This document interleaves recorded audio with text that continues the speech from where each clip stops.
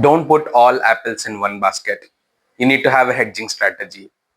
You need not keep all eggs in one basket.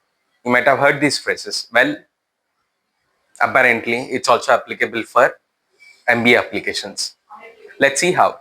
This year, ISB and PGPX have their deadlines in September, but EPGP of IIM Bangalore and IIM Kolkata have the deadline in August.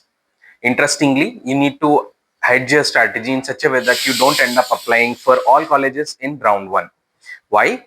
Well, in round one, if you apply for all colleges, there may be mistakes or there may be things that you are aware of, or there may be things that you would think that you're doing right but are not. Well, round apply for, let's say, out of the four colleges, you have two colleges as your preference, and of these two colleges, apply for one of the college in round one and another college in round two. And again, why?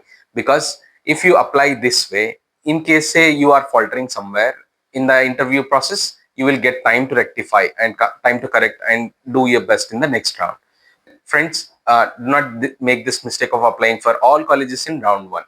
Coming to whether round one has more selections and round two has less selections, no, it's not like that. Each college would equally divide the number of seats, maybe plus or minus 2-3%. But let's say a college has 100 seats, then typically they would offer 50 in round one and 50 in round two.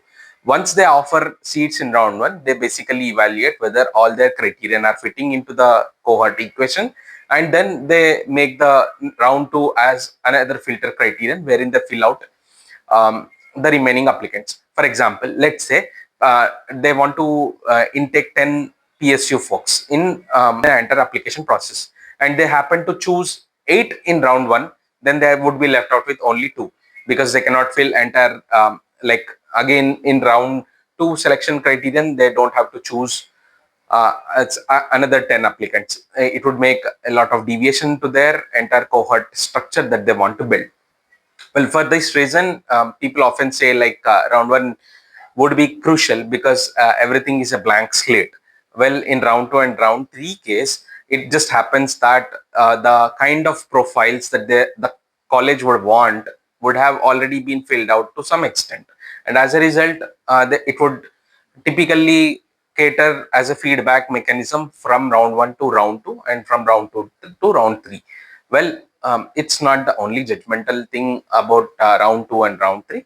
There are some other advantages in round one as well, like some colleges prefer giving round one candidates more of merit scholarship, things like that. But having said that, despite all this, if you are an applicant and want to make to best of your college, then I would suggest like don't apply to all the colleges in round one. Try to apply a couple of them in round one, couple of them in round two, and couple of them in round three. That way, you would have enough time, enough bandwidth, enough energy to go through the entire application life cycle.